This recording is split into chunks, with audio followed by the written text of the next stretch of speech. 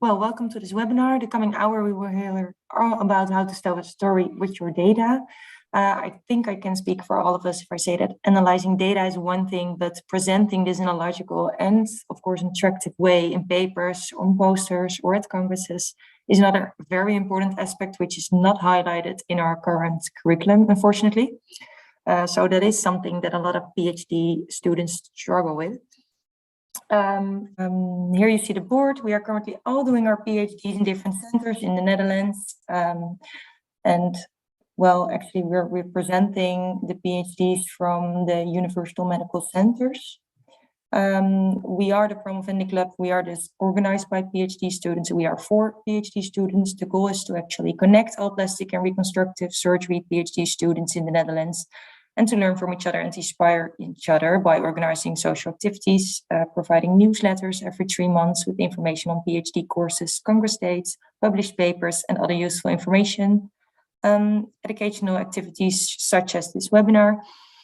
And we are currently working on professionalization of this Promovendiclub, and we are also making a website right now where we can share more information with each other. So let us know if you have any suggestions for activities, or if you have questions for us, you can always send us a message through email, LinkedIn, or Slack. Well, here you also see what we do. We learn and inspire each other through collaborations, conferences, and we try to make sure that we also share information and knowledge with each other. Especially tonight. So I think we can go on to the program. For the coming hour, we will hear all about telling a story with your data from Jeremy Rodrigues and Conrad Harrison. Thank you very much. I'm Jeremy Rodrigues. I'm a consultant hand and plastic surgeon in the UK at Stoke Mandeville in Buckinghamshire. And for part of the week, I'm also an associate professor at the Clinical Trials Unit at the University of Warwick, funded by the NIHR, who fund clinical research in the NHS in the UK. And my interest is in measurement science and its uses in predicting clinical outcomes. Okay, thank you. Well, we're looking forward to hearing all about what you're going to tell us. And then the second speaker of tonight is Conrad Harrison. Can I ask you to also introduce yourself? Hi, yeah, thanks, Nadine. So I'm actually one of Jeremy's PhD students. I'm just coming to the end of my PhD, which has been at Oxford University in the UK. And I've just submitted my thesis. So fingers crossed, I won't be a PhD student too much longer. And my day job is a sort of resident in plastic surgery as well. So thank you very much for this. I suspect that Joris has kindly invited me along to come and talk because he came to spend some time in the UK with us, and in amongst barbecues and drinking and various other things, we did actually make him do some work. And we particularly focused on the presentation of research and research data. And I think that this is something that's actually really important. I think that stories really make a big difference to how we live our lives. Stories are actually ingrained in our very being as humans. We've been telling stories to each other around campfires and in caves for thousands of years. We engage in each other through stories. We meet socially and tell stories. We meet on Zoom and Teams and all sorts of other social media to tell each other stories. Now that might sound loose, intangible, fluffy, or even primitive if we're talking about cavemen, but I think it actually is really, really important, and it's tangible, and it's something that you need to pay attention to. And Microsoft agree. Microsoft's estimate is that poor quality presentations in business globally cost $252 million a day of lost revenue. That's not poor data, that's not poor analysis, that's poor presentation. Poor presentation is an absolute killer. And you guys are all doing your PhDs and you're doing your clinical training as well. You may well be presenting clinical things, clinical studies, as well as PhD data analysis. You're doing a lot of work. You're climbing the mountain, and what you want at the end of that is to actually gain traction. You want to be able to disseminate what you find and for it to have real impact. it needs to actually hit the ground, hit the audience where it matters, rather than just end up in a journal, on a bookshelf, gathering dust, not being accessed, not being used, not making a difference. And I'm hoping to be able to convince you in the next few minutes that telling stories and telling stories effectively will help to ensure that the work you're doing now has maximum impact. So what about presenting? Does actually presenting matter as a skill? I mean, you may be learning R, you may be learning to code or program, you may be learning all kinds of analysis, you may be learning qualitative research skills. Why should you worry about how you present? And can you not just turn up and puff your chest up and say something quite pompous and important? Well, I'm afraid that that doesn't cut it. And if you're all PhD students, let me tell you about some data that actually support this. So there's actually a study that's been conducted in which a bunch of research students, not dissimilar to yourselves, were asked to present to a panel of professors in their field. And they analysed how understandable the presentations were, whether they used unnecessary, pompous, complicated words, difficult vocabulary, tried to sound clever. And they analysed how credible, how acceptable the student sounded to an expert when they did this. And they actually provided the mathematical relationship. They have R values for just how much your credibility falls if you present with unnecessarily complicated words, you make it sound pompous, you make it sound over the top. So presenting, telling a story in a simplistic kind of manner, which might sound babyish, but is understandable, is actually the way to sound credible. If you can distill something difficult and present it in a way that's straightforward, that people understand, they believe you more. And for people who like using pompous and complicated words, it got even worse, because they then asked the panel of professors to judge how intelligent they perceived the presenter to be. And you know what? They've actually generated the exact R value, the quantitative mathematical relationship of just how unintelligent you appear to an expert when you try to sound very clever and make your presentation difficult to understand using big words. So this has actually been studied. There's actual data, there's quantitative data out this. So how you present your data actually matters in science, and it matters in business. It costs real money if it's not good enough. So what things would I suggest that we need to consider when we're thinking about how we present stuff? One of the things I've done outside of actually my plastic surgery training was an MBA. I spent some time learning business skills in a degree course.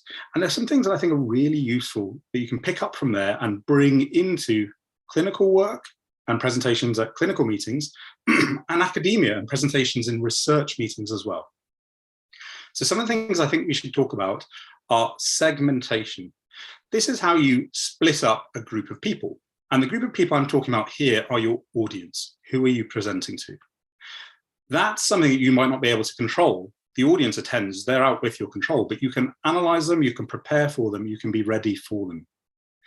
And then you can tailor and target what you have to present. And there's some useful materials, I think, that will help you think about what you're saying, just like that Oppenheimer paper. Don't make things too complicated. Present a story that people can follow and they'll take away more. And we'll talk about that too. There are an abundant array of opportunities for improvement. In your life, as a clinician and a clinical academic in particular, you will probably see thousands of presentations, thousands and thousands, many of them not necessarily very good. Some excellent ones, and you can watch those, enjoy them, but also try and think about what they did well and maybe learn from them. But actually also some less good ones where you can also analyze and see things that you may not want to do, or recognize traits in your own presentations that you want to improve, tweak, modify. And then we can think about how we actually structure a presentation in a way that actually leads people along helpfully. So the first thing is, as I said, is segmentation. Who are you actually speaking to? And I challenge you to think not just what you want to tell them, but what do they need to take away from your work?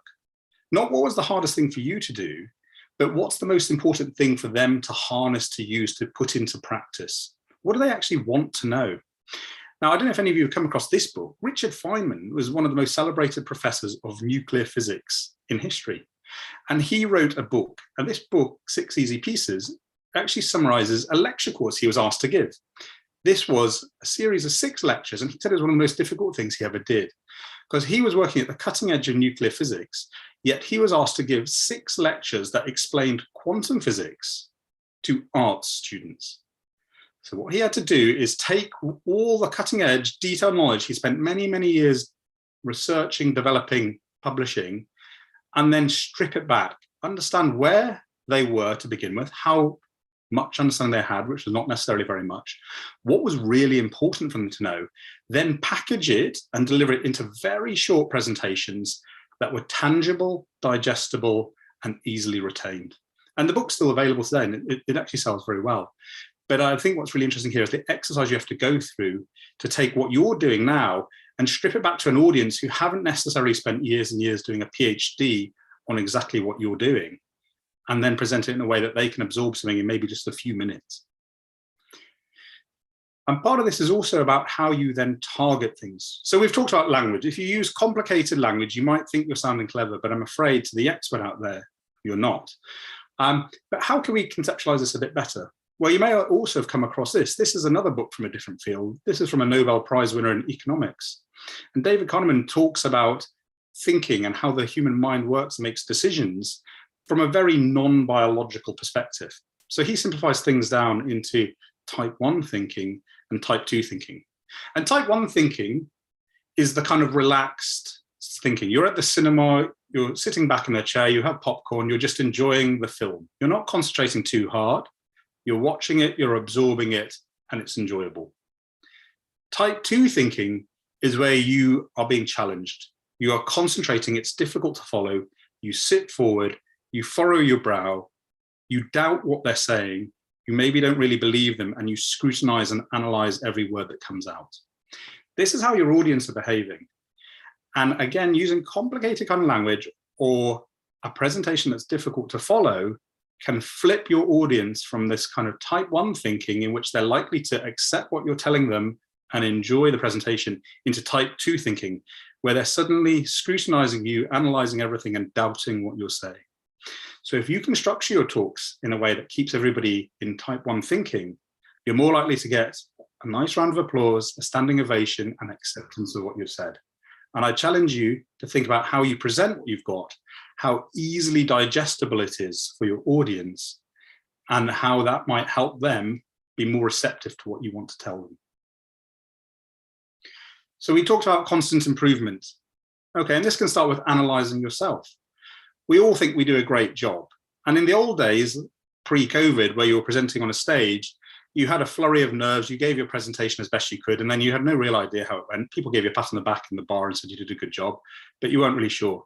Now, as we're finding out at this minute, everything's recorded. Everyone can see how you've done, including you. You can go back, you can watch yourself. You might not want to, but it's very interesting to see what your traits are. And actually watching a recording of yourself can be very informative. All of us have all sorts of body language traits, and behavior traits that aren't necessarily what we think we do and not what we want to do. So if you can watch some of your presentations and then dip into some kind of resources, and this is a very simple book. This is the kind of book you buy in the bookshop at the airport. It's not a science book, but it's written by people who worked in sales. And they analyzed in a slightly unscientific way body language and how you can make eye contact, use your hands, stand, position yourself.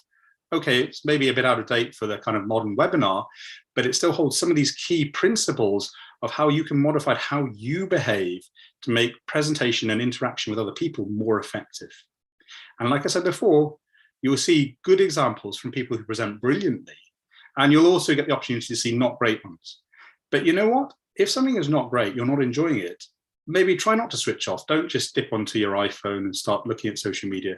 Actually think, what is it that they're doing that's making this seem awkward or difficult? Why am I not enjoying this presentation? Do I do those things and can I learn from them? And then how we structure a talk, I think, really matters. As I've hopefully convinced you, telling a story is not a primitive caveman thing. It's not just something that you do to your toddler at bedtime. It's actually a way to engage the human mind. And I think the human brain is actually hardwired to listen to a story. And there's actually got a lot of resources out on places like YouTube. You can Google storytelling as a structure for presentations. Some people use it very effectively. We've talked about Steve Jobs earlier today. He was a master at storytelling. And there's lots of tricks that are out there that perhaps don't always telegraph it. So one of the tricks that's out there is say, let me tell you a story, because that's supposed to engage people. But that doesn't always work well. And I don't know how closely you follow the car crash that is British politics, but Rishi Sunak was one of the candidates to become Prime Minister. And he made a very slick PR engineered video in which he opened with, let me tell you a story. And it was shot down pretty aggressively. Because the thing is, people adapt very quickly. The fashions become well-known, the secrets become well-known very quickly. So if you try to do something that's too telegraphed, it doesn't work. Keep it natural, but try and get people interested in your passion. Tell them why it matters for them. Lead them through what you've done in a way that's understandable, straightforward, easy to digest, and with big signposts to the key things that you think they need to know and that they should take away. And that should hopefully be a really effective way to present the data that you've carefully built through your PhD. So this is usually the slide where I put a summary, and we all would normally put a summary, but I'm not going to do that now.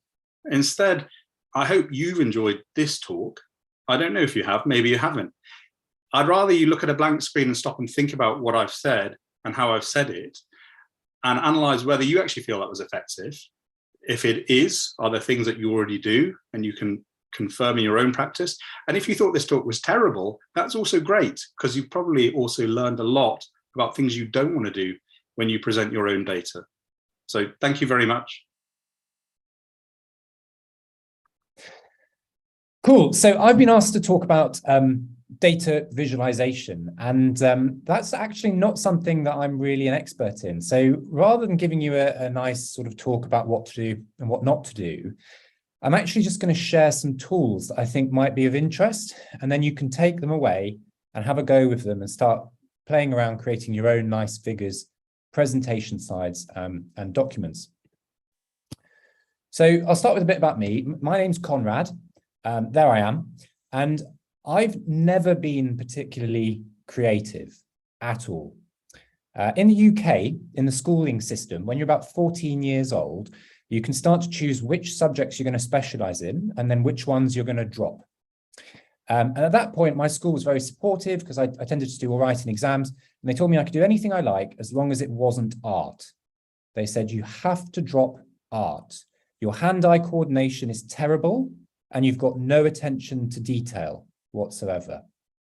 So I finished school and I thought, well, what job could I do where I didn't need any hand-eye coordination or attention to detail? And I went to medical school and started training as a plastic surgery resident. And I thought I've always, quite enjoyed maths. So maybe I'll do a PhD. That'll look good on the CV. And that's kind of when I've started to think a little bit about data visualization and really change my opinion on it, because I never used to think it was that important. I always thought that if you did good quality research, that would kind of speak for itself. And as a child, you're taught to never judge a book by its cover. I thought it was enough, to learn rigorous research methods, and then I'd go on to publish that, people would pick it up, and that would be good enough. But over the last few years, working with Jeremy, I've started to realize that was actually a very immature and naive perspective. And it's actually totally wrong. And there are many, many cases today where the presentation of your work is at least as important as the quality of the methods that you've been using. And everyone will be familiar with impact factor, because that was the way that we used to judge research. You'd publish your research in one of the top journals, and then that would get cited a lot and people would hear about it, and hopefully that would go on to change policy or something in the real world. But the world is changing a lot and has changed a lot in the last 10 years, and things like impact factor are becoming less and less important. And, I'll be really interested to see in 10 years' time whether we're still talking about impact factor.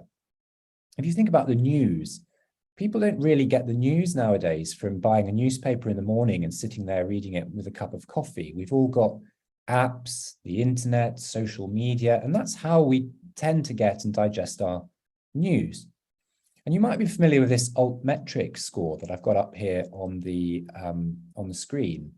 And this is quite nice. This is a different sort of measure of how broadly you've disseminated your research, and it takes into account things like Twitter and Facebook and Reddit and Wikipedia.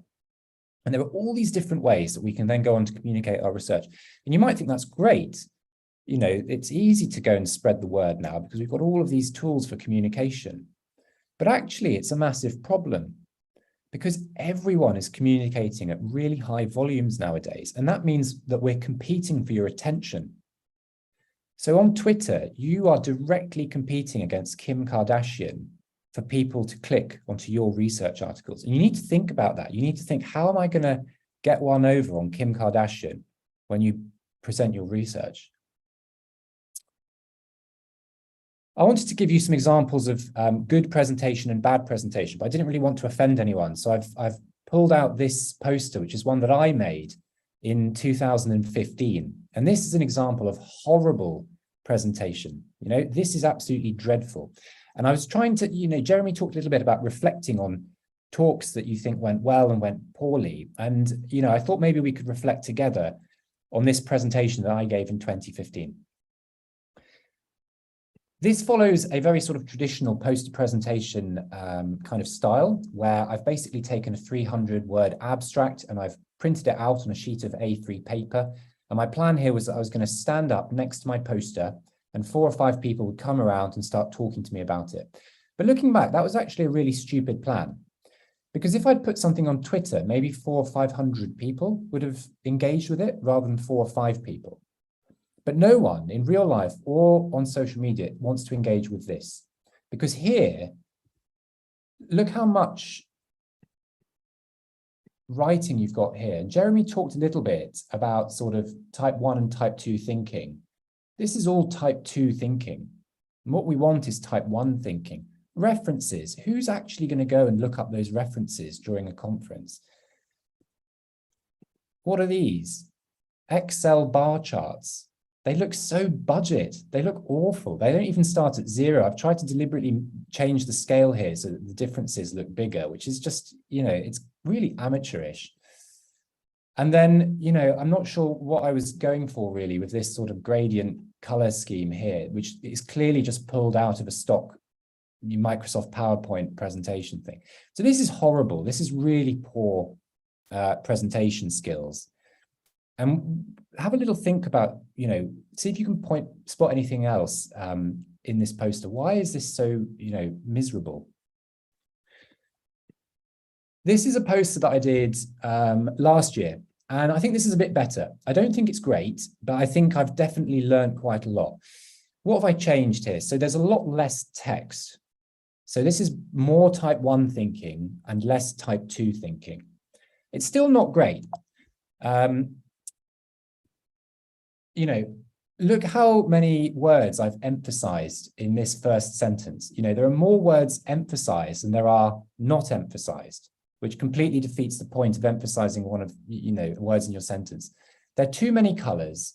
I don't need all of these logos. I could have got rid of all of those. And I probably need to cut the amount of writing here by 2/3, I reckon, so that you can, you know, if you think about how when you're scrolling through your news feed, how little time do you spend on a piece of clickbait? You're not, you know, it takes a lot longer to digest all of this. But we're getting there. We're getting a bit better. I think this is a good poster. And this isn't one of mine. This is a graphical abstract from the Annals of Surgery. And what's nice here is that they've really, really minimized the number of words that they've used. And they've used these really quite alarming visceral colors. So this is going to stand out on your news feed. And instantly you can kind of get an idea of the message that they're trying to get across. This is another one. This explains a 3-arm RCT. We're reducing atrial fibrillation after lung surgery. No treatment was 40%. Metoprolol was 6%. Instantly, I know what the trial was about. I know what the winner was. And if this is something I'm interested in, then I'm going to click on this and look at the preprint or the paper. The poster has served its purpose. It's kept me in type 1 thinking. It's taken maybe 4 seconds to digest. This is much, much more effective. Just because everyone else is doing this traditional thing of printing out a 300-word abstract and standing next to it, doesn't mean that that's a good idea. And it doesn't mean that you need to do it. And what we need to do is start moving away from that and towards this graphical abstract idea because it's much more effective at doing what you're trying to do. Now let's talk about figures.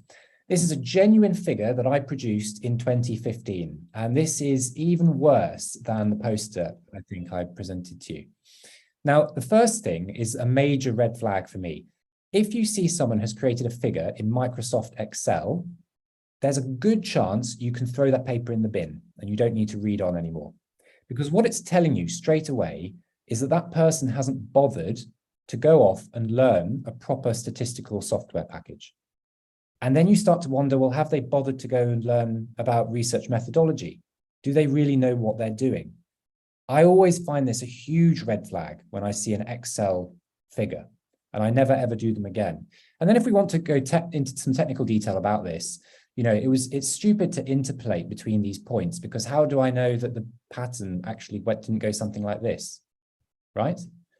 There's no sort of idea about the error in these points or distribution. You know, violin plot might be very nice, and you can see the distribution of your points in each at each time point.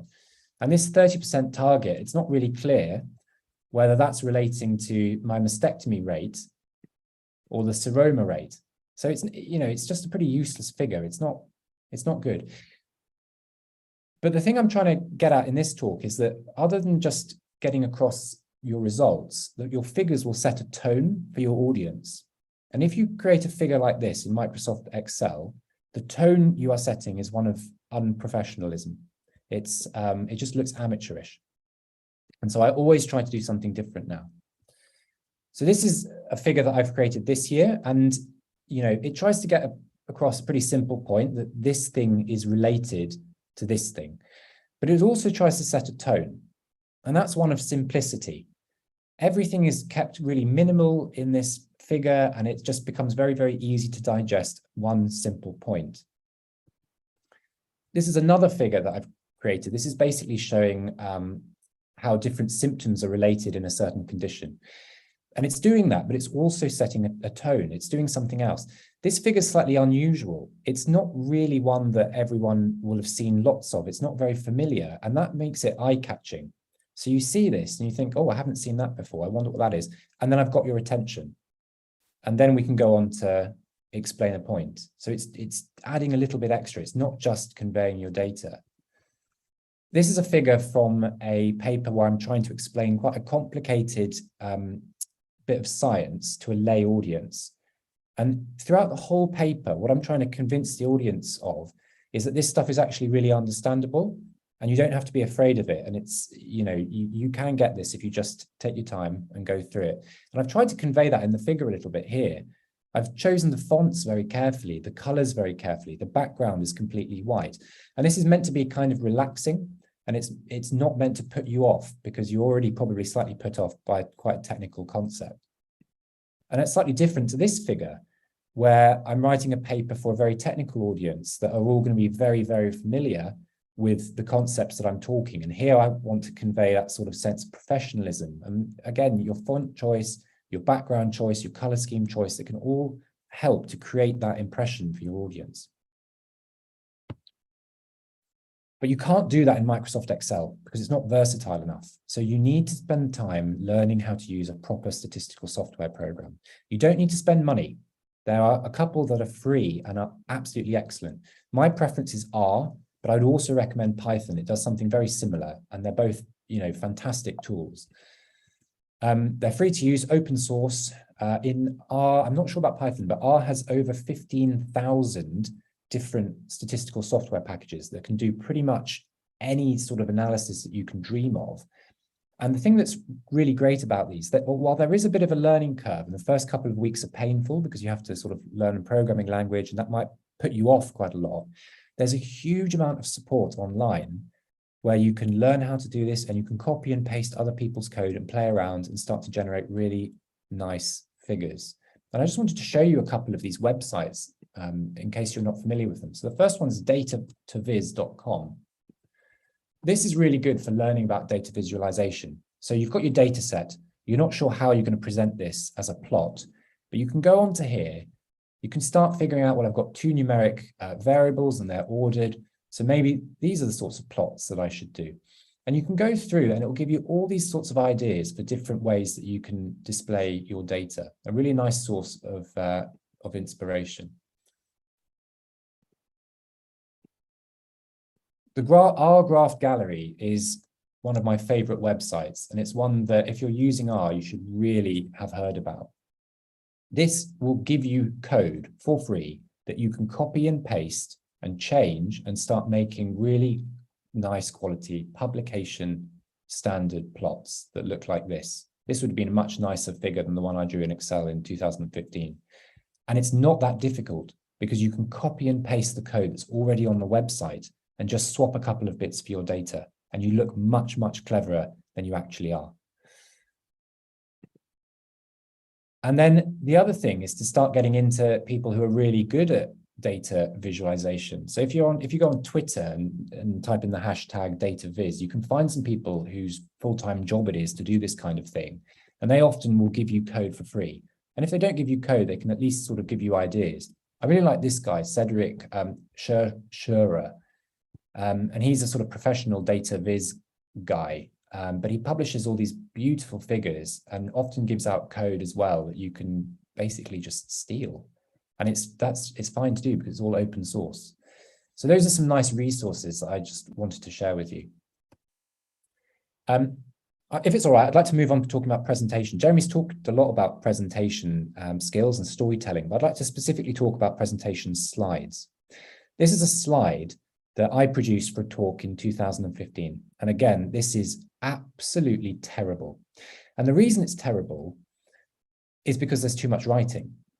I can imagine myself giving this talk. I probably got to this slide in the presentation, then turned away from the audience, looked at the slide and just read it word for word. And if I didn't do it, if I was talking about something else, then people would have stopped listening to me and they would have read this. So the purpose of the slide is to grab people's attention, to take that attention away from Kim Kardashian and to keep people in type 1 thinking. But if you're giving people a load of text to digest, in addition to listening to what you're saying, you're actually diverting their attention. So it's counterproductive. This is a slide from a talk that I gave, or I prepared this year. And I've changed my style a huge amount since 2015. I'll try my best to have as few slides in a presentation with writing as possible. Most slides will just have figures. I don't want people to be reading. I want people to be listening to what I'm saying. If I do have a slide with words on it like this, my personal rule of thumb is that it shouldn't have more than 7 words. And if I do give a slide like this, where there's writing on it, I'll pause to allow the audience to read that slide. So in the UK, we perform 10,000 carpal tunnel decompressions each year, but 25% of patients report no improvement after surgery. Pause.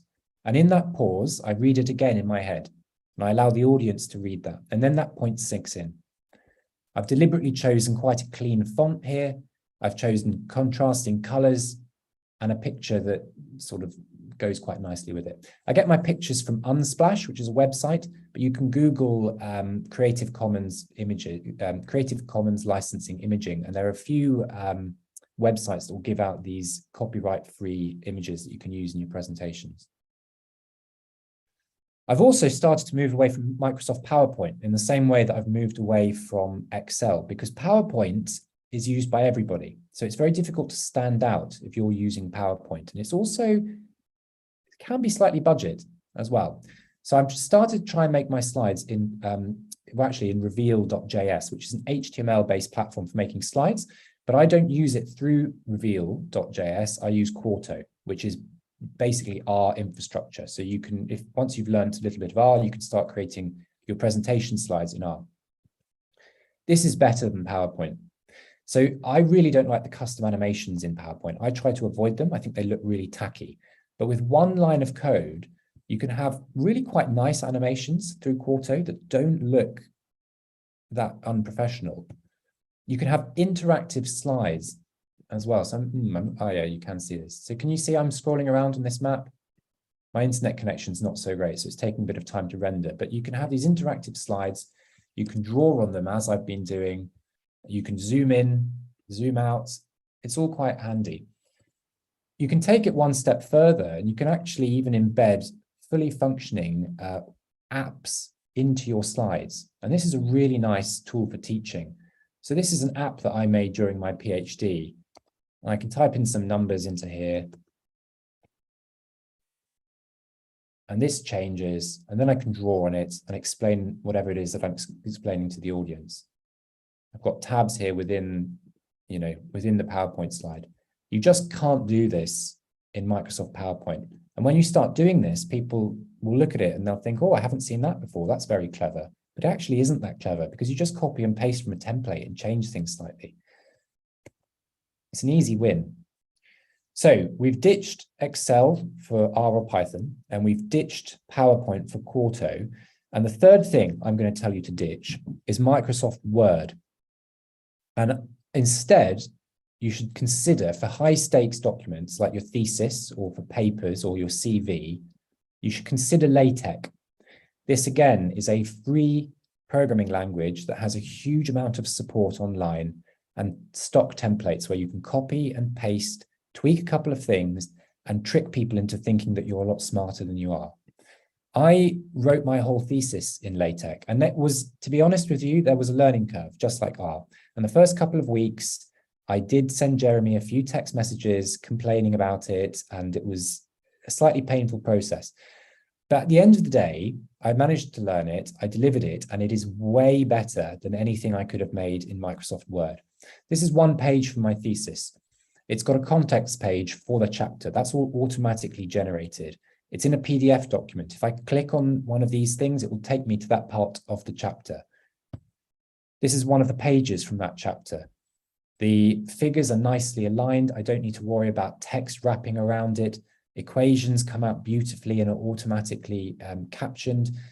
If I hover over this equation reference, then the equation will appear in the PDF document. I can click on the citation that will take me to the references. References are automatically sort of handled. And the tables come out beautifully. So I don't know if you guys have used Microsoft Word for tables before, and you want to make one little change to a row. And so you try to adjust it, and then it looks like the whole table's been in an earthquake, and it's a complete disaster. But in LaTeX, you have absolute control over every tiny pixel of your table, and you can really tweak them until they're just perfect. Now, this table, it actually looks like this when you're writing it, and you might see this and think, oh, bloody hell, that's not for me. No, thanks. I can't be bothered. It looks complicated, but it isn't, because you just copy and paste and then change some of the numbers and fiddle around. And there's a huge amount of stuff online that will talk you through it. So I'd really urge you, if you haven't started playing with LaTeX, download it, have a go. And you won't have to use a reference manager like Zotero or Mendeley ever again. You won't want to. Oh yeah, the last thing I wanted to show you from LaTeX. So yeah, I wrote my thesis in it, but I'm also going to use it for other sort of high stakes documents. So, you know, if you want to write your CV in LaTeX, then again, you sort of go online, you pick one that you think looks nice. I quite like this one. And again, you just download the script for this and you just change this guy's name to your name, and there you go. And it looks very nice, but it's actually very, very easy. So that's everything I wanted to say. Try to keep your presentation slides really, really minimal. Don't use more than 7 words, and give up the mainstream, slightly budget programs that everyone else uses, and start using some of these open source packages that make you look professional. Thanks very much. This is the R-Graft Gallery, by the way, which is like my favorite website. So please scan that QR code and have a look at some of the awesome sort of data viz stuff that they're doing on there.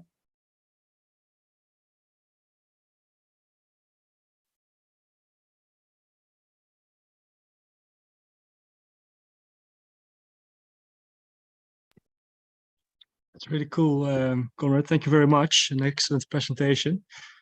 So are there any questions from the crowd?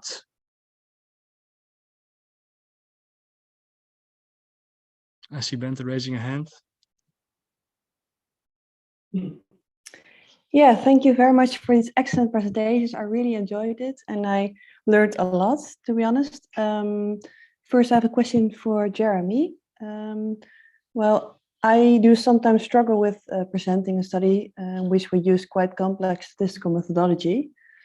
And I think sometimes it goes far beyond the knowledge of my audience, but it also doesn't feel really right to leave it out completely. Although I do think it could bore them if I tell everything about it. So what would you advise in such a situation? Yeah, I think I know exactly what you're saying, and I think actually, I think been there, and I think some of the points that Conrad's made are actually quite are very valid here. I think you need to think about what the actual context is. If you're presenting at IFSSH or Dutch meeting, and you've got a 3-minute bell presentation or a 5-minute bell presentation, you can't get into all of the assumption testing that you did for your model. That's not where people can hear about it. That's not where people want to hear it.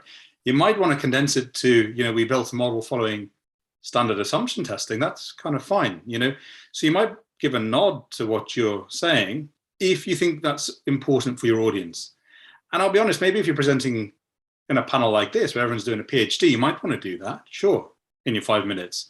If you're presenting to a panel of pure clinicians without research background, do they even know that assumption testing is a thing? Is that going to change their perception of your credibility? So I think this is about this idea of segmentation.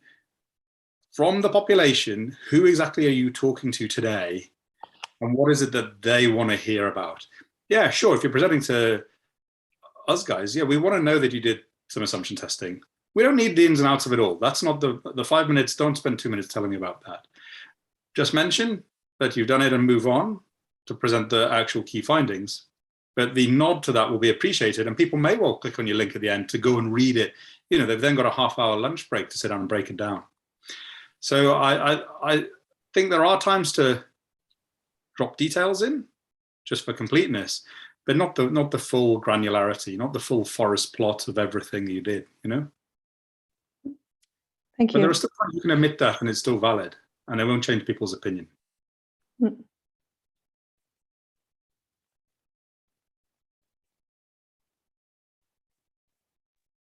Any more questions from the audience? I see Sterre. Yeah, I had a question about the 7-word limit, because I'm doing a couple of mixed method studies with both extensive quantitative research, but also qualitative research as well. And I'm struggling a little bit sometimes with displaying the quotes in presentations, because it definitely exceeds the 7-word limit. So maybe you have some advice on how to present those kind of qualitative data. So the 7-word limit, just to be clear, that's like a sort of personal sort of thing that works for me. I'm not saying that everyone has to stick to that. I had to do some mixed methods presentation as well, and I agree you kind of break the rule a little bit there. And I think it's about being extremely selective with the quotes that you pick. So when you're looking at the quotes that you could use, a couple of them will probably be a lot shorter and concise and clearly pick the points. And that's what you want, because what you don't want is for people to drop into type 2 thinking. So it might be that one point maybe makes the point that you're trying to make a little bit clearer, but actually the better quote to take is the shorter one. And when you're doing that, again, because you want the audience to stay with what you're saying, I would actually read the quote to the audience. So it's there on the slide and they're still listening. Because if you're saying something else, then the attention is diverted. So it all needs to flow. The quote needs to sort of, it needs to support what you're saying. So if you're going to read the quote anyway, I'd put it on the slide, but probably only pick one, I think, if you can. I know it's tough for qualitative research. I don't know if Jeremy maybe has a comment. No, I think you're right. I also, I see this problem. I think to support Conrad's 7 words, and I didn't know he had that exact rule, but one book I hadn't mentioned, I know I mentioned a few books, but there's a book called Talk Like TED. And you want to see effective talks, TED is really effective, right? People watch thousands and thousands of TED Talks. And it's for this audience, you might say it's a bit pseudoscience, but they took 50 TED Talks and they distilled them and they analyzed them. And on average, they certainly had fewer than 10 words per slide. So Conrad's trimmed it down to 7. But this is true, and this is true in some of the most effective talks circulating in the world today. And I'm afraid how our brains have evolved over thousands of years doesn't have respect for mixed methods research convention and methodology. I appreciate quotes are very important and are used widely, but I'm afraid, yeah, that doesn't necessarily align. It grates a bit with how our brains work. So I think what Conrad's saying is true, and I think the key point is that idea of you need to decide whether you want to read aloud the words and use that as an opportunity to put emotion and emphasis. You can kind of reconstruct the actual tone of what was said as well, right? That can be really powerful. And is that actually a more valuable way than to convey the message than to slam up a large quote on the screen? Possibly give people time to read it, but certainly don't talk over it whilst they're doing it.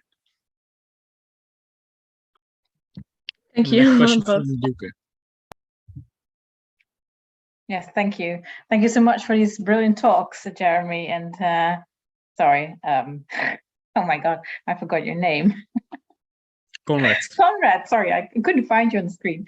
I have a question for you because we all probably will recognize the situation that you're on a congress and a grayish man steps on the stage showing these slides with font size 10 packed with words.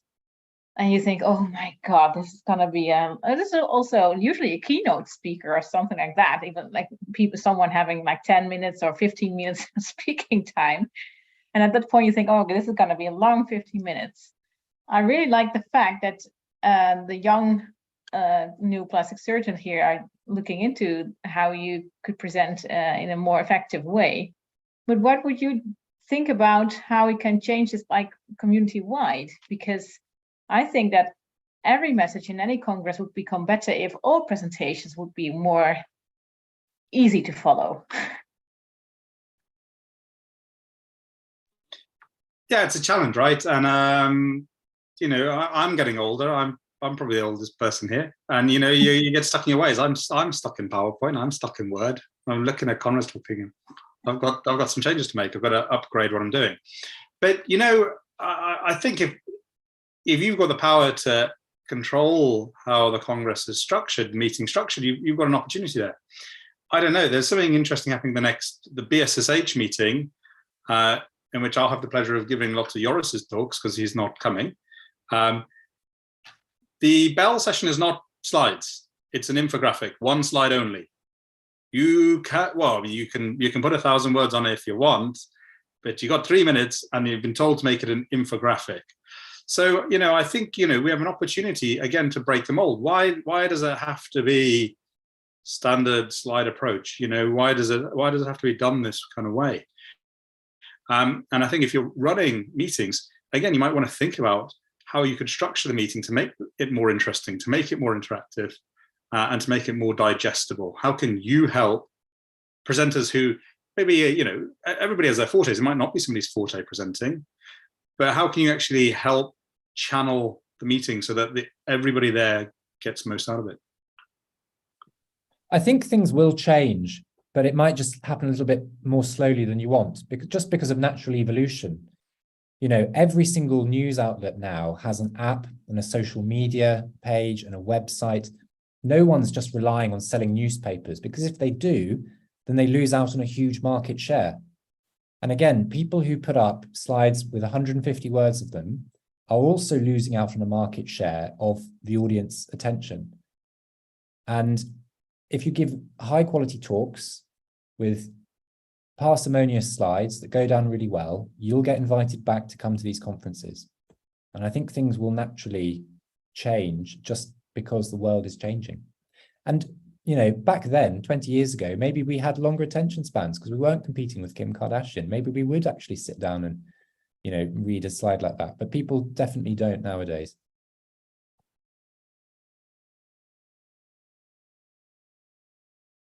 Thank you. Ginger Bo, I think then the next question is for you. Thank you. Thank you both for your interesting presentations. I learned a lot, and I can conclude from your presentations that I'm still an amateur in presenting my data. So yeah, really helpful tips. Thank you. So I was wondering how, it's a question to both of you, how do you feel about using social media to really present your data? And because many journals nowadays also, they ask you, do you maybe want to record a video for the Instagram pages, or, you know, they have the opportunity for you to present your data on other social media accounts or channels. And do you also think it really adds extra quality to your work if done right?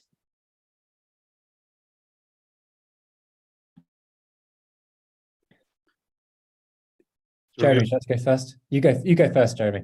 So I think, you know, I use the term segmentation as a kind of a marketing concept. And I think really where that really works, it works with a presentation to an audience, but you don't necessarily control who's in the audience at the Dutch Society or whatever. And it'll have all kinds of segments there, right? You'll have trainees, maybe medical students, maybe attendings, even retired honorary kind of members. But social media is where it really works. So I think there is huge value. As Conrad has already alluded to, these are attention grabbers. These are adverts for the core work, which might be in the paper and the supplementary files. And this is what you want to get people there. So your presentation is one avenue you can do that. The abstract's another avenue. And social media is yet another one. But social media is not a single entity. As you well know, if you look at the age demographics that use different social media platforms, they're completely different. So I think you should take every social media opportunity you get, but you need to definitely think about which segment are going to look at it. If if this is going on Facebook, then, you know, a cut and paste job of Facebook to Instagram to TikTok, that I'm afraid is blowing your opportunity. Those are different segments, different audiences, different age groups in particular, and they will have different wants and needs. So I think social media is underused, but it needs to be recognized as being heterogeneous to get maximum value. Yeah, that's a good point. I haven't really thought about that. Yeah, thank you.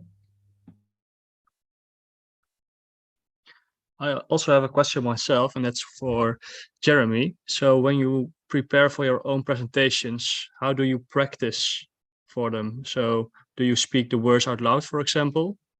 And do you stand, or did you do that in the beginning?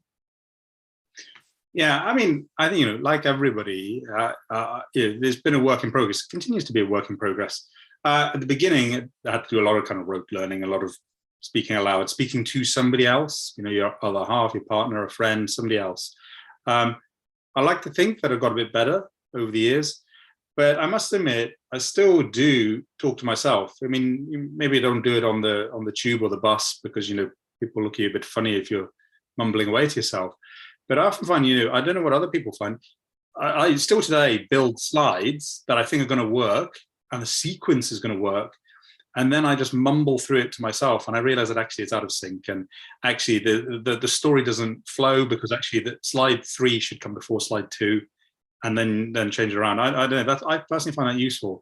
I think these things, though, are personal, and they will vary from person to person, but they'll also evolve as you do different amounts of presenting at different times.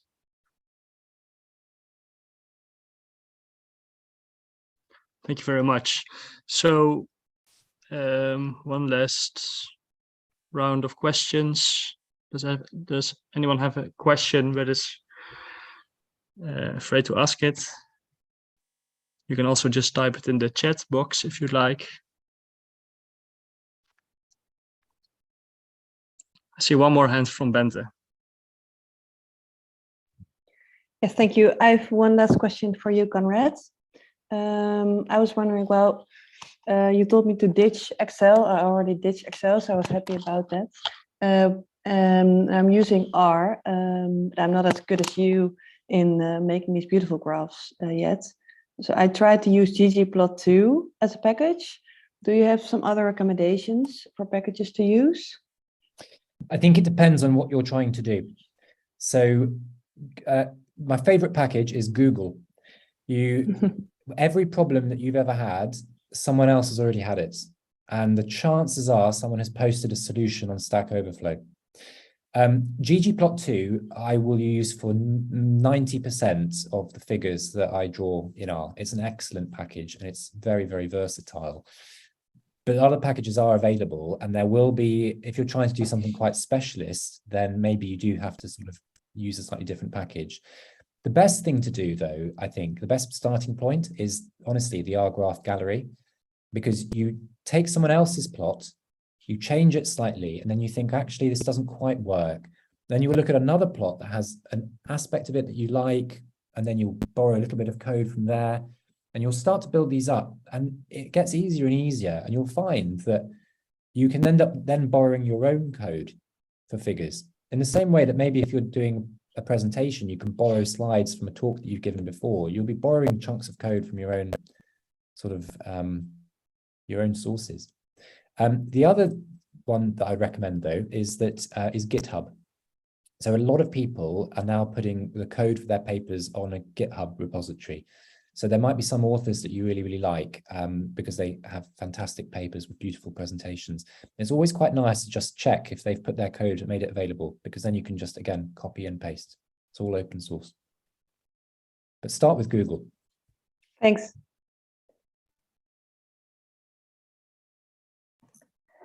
Well, I think that was a very nice last question. And if no one else has a question right now, then I think we are just in time to close this very informative webinar. First of all, both presentations were very, very informative, but also very fun to listen to. So I think with that, we actually touched the purpose of this webinar. And I think you both gave us some useful and easy to use tools. And I can definitely learn from this, as we just heard that the slides we started with contained many words. So we can also learn from this as the board.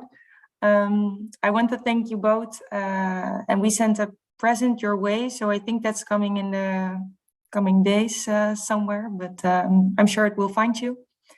And thanks for everyone who joined this evening. And if you know someone who could also use these presentations, we are uploading this on the YouTube of Plast, so everyone can look at it. If you have a student or another PhD student or someone else you want to prepare for congresses or you want to give someone poster tips or anything, I think it's very useful.